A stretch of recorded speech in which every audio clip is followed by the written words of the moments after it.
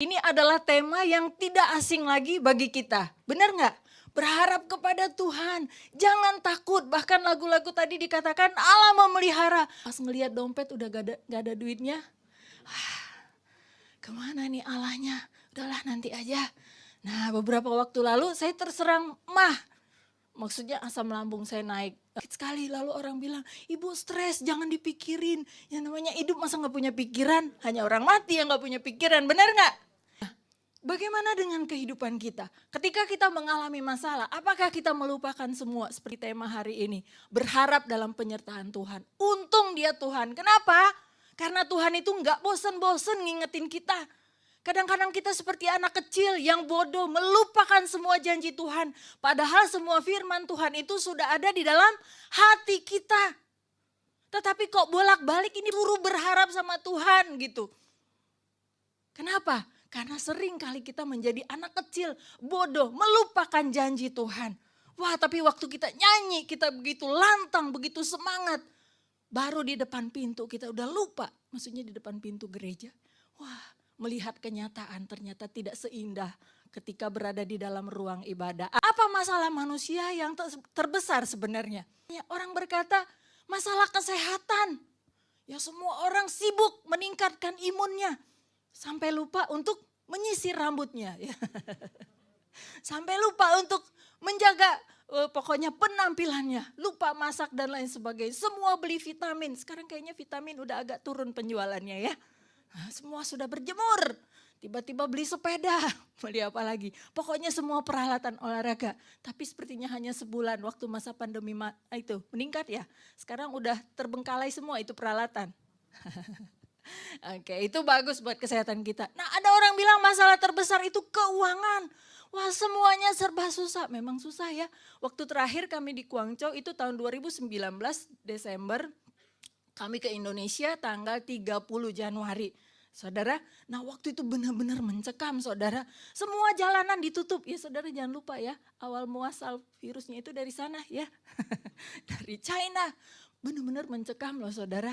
Bahkan di postingan-postingan di sana media sosialnya sendiri namanya WeChat, Weixin ya. Lalu di situ diposting restoran-restoran besar ditutup. Bahkan mereka bukan lagi jual makanan. Saudara tahu nggak mereka jual apa? Peralatan masaknya. Dijualin, sale semua.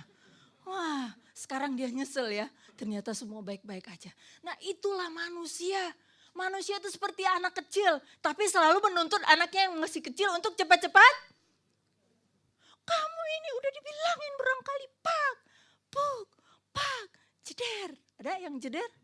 Wah, kita lupa, kita udah 50 tahun, 60 tahun. Kita suka lupa, kita pun seperti anak kecil. Masalah kuliah ya, bikin skripsi dan lain sebagainya. Seolah-olah itu masalah terbesar manusia.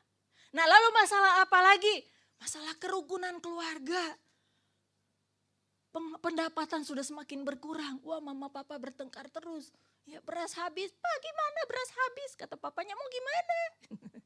Ya galau gara-gara jodoh gitu ya. Apalagi wah sekolah, kuliah, bayaran belum terbayar. Belum masalah jerawat, belum flek, belum rambut rontok. Ya, aduh pusing banget dah. Belum lagi menurunkan berat badan saudara. Kita berpikir itu masalah terbesar kita. Sehingga ketika kita mengalami salah satu dari masalah itu seolah-olah dunia runtuh. Mungkin kita kehilangan anggota keluarga kita. Saya turut berduka cita buat saudara-saudara yang kehilangan keluarga. Itu hanya perpisahan sementara. Nanti kita akan bertemu dengan mereka lagi, amin. Jadi masalah terbesar kita itu sebenarnya apa? Masalah terbesar kita adalah dosa. Kita melupakan ini. Kita hanya fokus kepada masalah-masalah tadi. Tetapi sesungguhnya masalah terbesar manusia itu adalah dosa. Karena semua manusia pasti akan kembali kepada penciptanya. Diperhadapkan kepada Allah yang Maha Kudus. Mau neraka atau surga. Bahwa setiap manusia itu akan diperhadapkan kepada apa? Kematian. Setelah kematian kamu kemana? Nah masalah manusia terbesar adalah DOSA. Apa itu saudara? Dosa. Masalah kita sudah diselesaikan apa belum? Apa yang harus kita lakukan ketika kita berdosa? Di dalam Mazmur 130 ayat 1 sampai 3, pemazmur ini menggambarkan dia seperti dari mana? Dalam apa? Jurang. Jurang yang sangat dalam. Ini bukan tadi masalah pekerjaan. Ini bukan masalah tadi suami istri, bukan masalah anak dan orang tua, bukan masalah dapat jodoh, bukan masalah dan seterusnya tadi. Tetapi ini pemazmur menceritakan bahwa dia memiliki masalah yang paling serius yang dia tidak bisa selesaikan dan siapapun tidak bisa selesaikan kecuali Allah. Yaitu apa? Dosa. Dia berada di jurang yang begitu menakutkan. Dia merasa hampa, dia merasa tidak berarti, dia merasa bahwa kematian akan memisahkan dia dan menghancurkan seluruh kehidupannya. Mengapa? Karena dosa ini adalah masalah yang sangat serius bagi manusia. Tapi kita selalu menganggap bisnis lebih penting, suami istri lebih penting.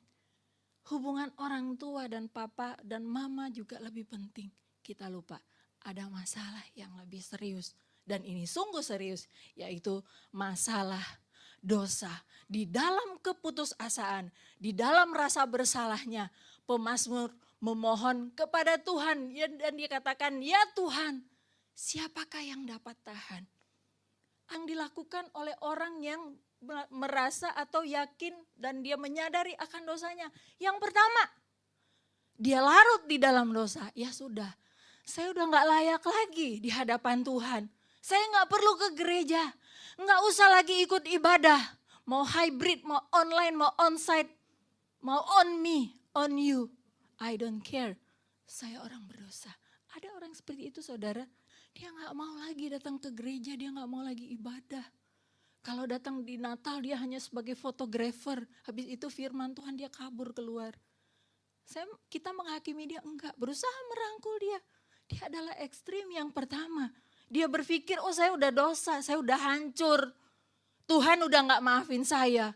Kalau saya datang sama Tuhan, mungkin Tuhan akan mungkin gerejanya akan runtuh. Ya seperti penyambut katakan, men lo ke gereja pantesan hujan. Geledek datang ya, itu jangan dijadiin penyambut ya. Oke.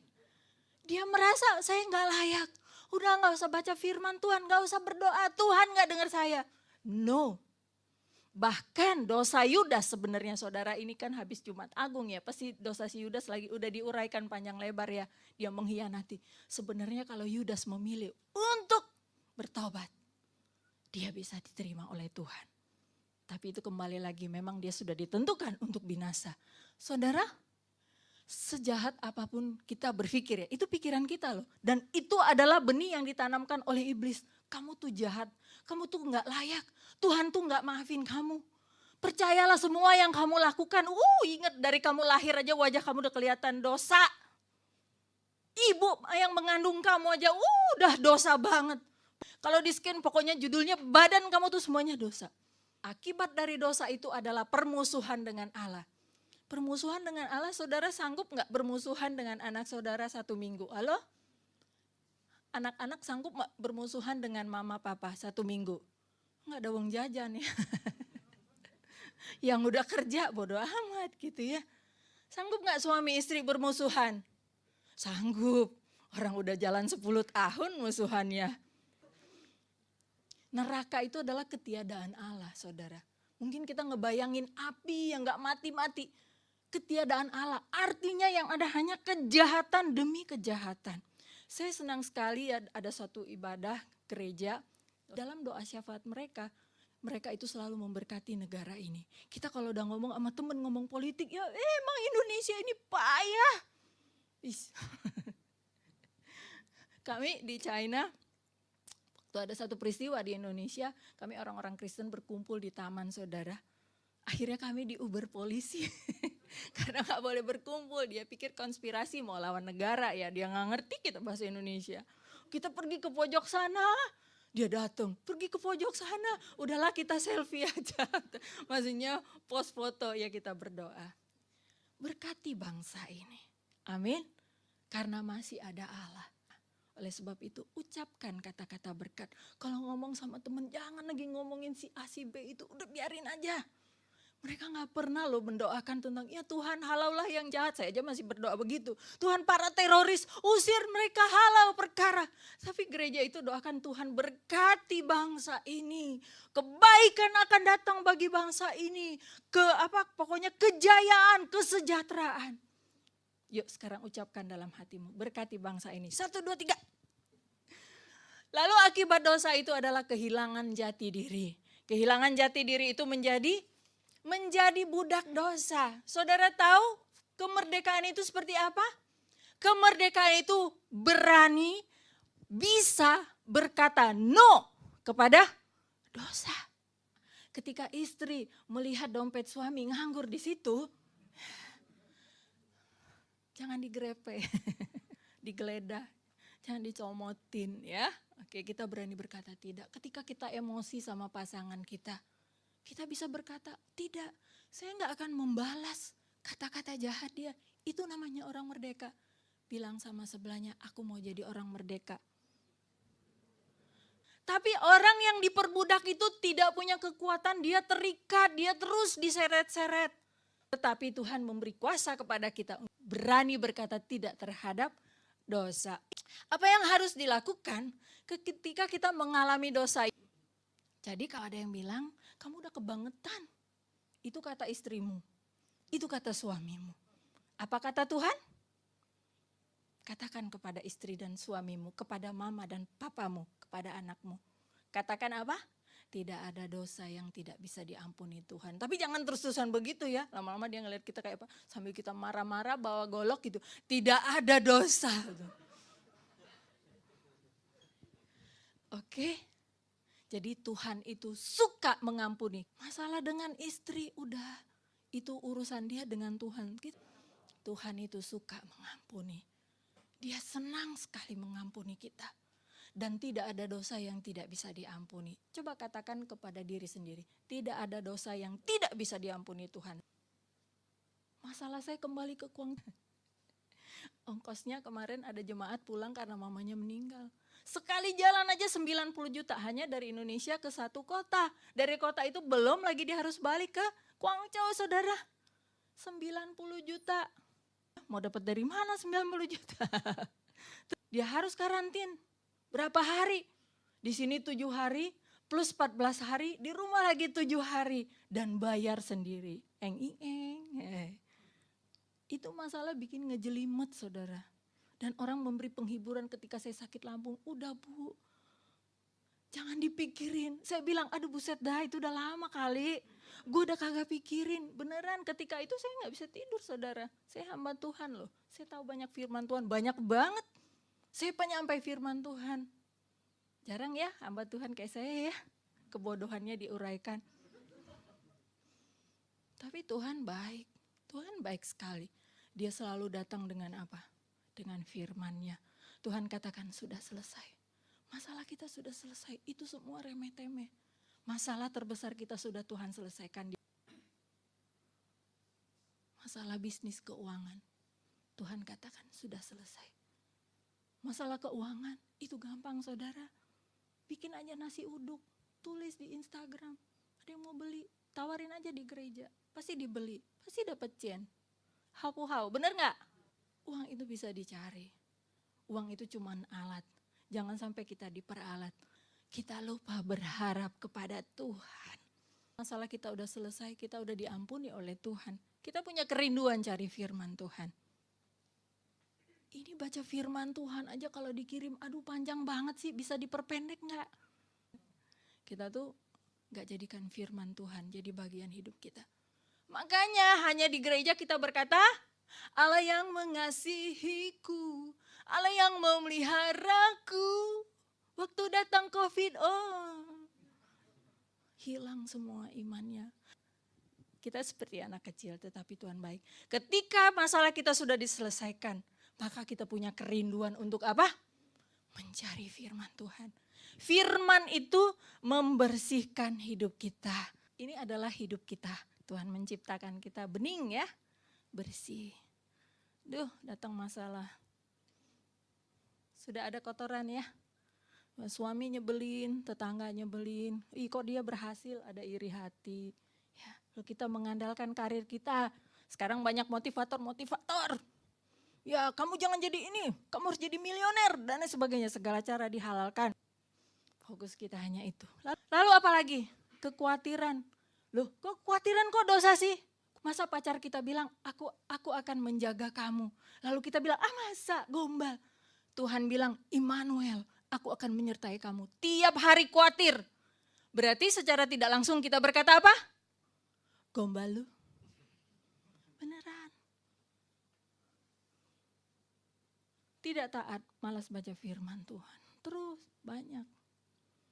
Makanya dikatakan dosa kita seperti kirmisi. Tahu gak saudara? Itu merah banget. Ini lebih merah dari begini. Kira-kira gimana ngebersihin ini? Halo? Caranya gimana? Ini ilustrasi saya dapatkan dari hikmat Tuhan. Jadi ini saya penciptanya. Kalau ada yang menjiplak tolong mohon ini ya. Oh enggak ya. Pakai silahkan. Ini perenungan saya. Karena saya sendiri hamba Tuhan yang terus berjuang. Gak ada manusia yang sempurna. Baca firman Tuhan. Kira-kira kepekatan warnanya sudah berkurang belum? Berkurang. Baca firman Tuhan. Lalu suaminya bilang, tiap hari lu berlutut berdoa, tiap hari lu ke gereja, tiap hari Allah yang mengasihiku. Ingat, apa tadi kalimatnya? Tidak ada dosa yang tidak bisa diampuni oleh Tuhan. Jangan mau diintimidasi, bisa jadi dia dipakai oleh iblis. Tapi saudara jangan tengking dalam nama Yesus. Nanti saudara tambah dianiaya gitu. Baca lagi. Baca lagi.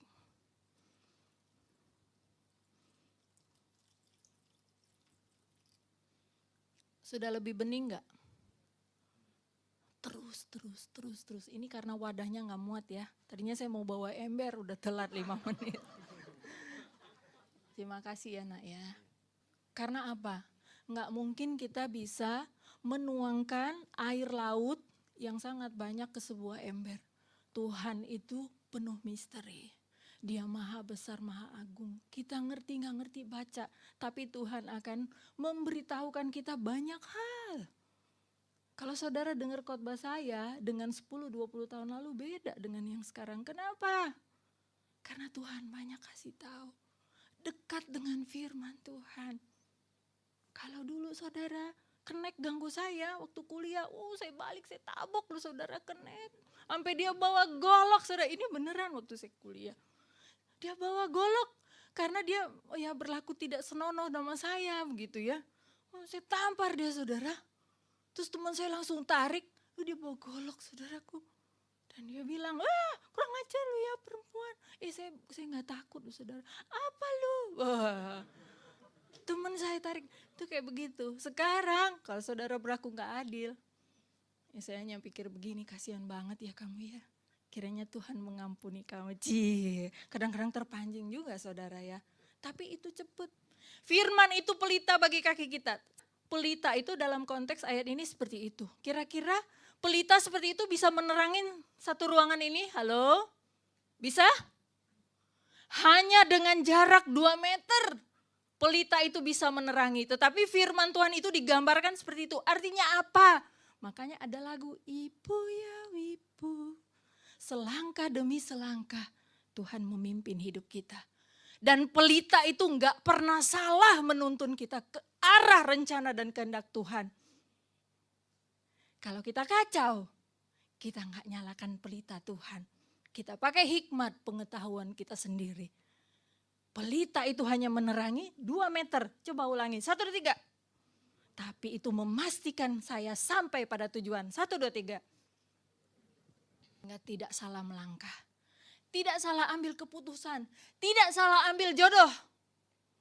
Jodoh itu dari Tuhan atau pilih sendiri? Pilih sendiri. Tapi dari orang-orang yang sudah Tuhan tetapkan di sekitar kita. Yang jomblo-jomblo lihat kanan kiri. Dikatakan seperti penjaga yang menantikan datangnya pagi. Artinya apa? Penjaga ini dari malam tuh udah sumpek, berjaga-jaga, udah khawatir dengan segala macam masalah yang terjadi di malam hari. Malam itu penuh dengan ancaman dan ketakutan. Ya, Semuanya pokoknya menakutkan, keuangan dan lain sebagainya. Tetapi dikatakan pasti fajar itu akan datang. Pasti pagi itu akan datang. Sepasti apa? Sepasti mentari. Sepasti itu juga janji Tuhan bagi setiap kita. Apa janji Tuhan? Kematian tidak akan memisahkan kamu dari saya. Ketelanjangan, kelaparan tidak akan memisahkan kamu dari saya. Itu kematian, oh saudara. Itu yang paling kita takutkan. Apalagi cuman masalah apa? Jodoh. Dan yang di atas-atas tadi Tuhan katakan itu kecil. Karena janji Tuhan pasti akan kita nikmati. Satu kalimat waktu kita Natal. Ini ingat saudara, Immanuel. Katakan seperti itu. Dalam kesusahanmu, di dalam keterpurukanmu, di dalam sakitmu, di dalam ketergantunganmu dan lain sebagainya. Tuhan bersama dengan saya. Dia gak pernah meninggalkan saya. Yesaya 40 ayat 31. Baca saudara 1, 2, 3. Saudara tahu gak burung Raja Wali ini? Dia terbang tidak mengepak-ngepakkan sayapnya. Kenapa? Karena lebar sayapnya itu mencapai bisa 2 meter. Itu berat. Kalau dia kepak-kepakan dia cepat mati dan kelelahan. Dan apa yang dilakukan? Mengapa digambarkan kamu akan seperti burung Raja Wali? Buktinya mati kepak-kepak. Pokoknya dia kalau terbang, dia memanfaatkan wind thermals. Artinya ketika ada angin, dia baru terbang saudara. Dia cuma melebarkan sayapnya dan dia hanya mengikuti gerakan dari angin itu. Makanya kalau ada badai, dia gak akan kolaps. Kenapa? Dia hanya mengikuti gerakan angin itu. Dan mata daripada burung Raja Wali ini sangat tajam, lebih tajam dari mata manusia. Apalagi manusia udah sering nonton ya, udah ngeliatin HP matanya udah minus semua.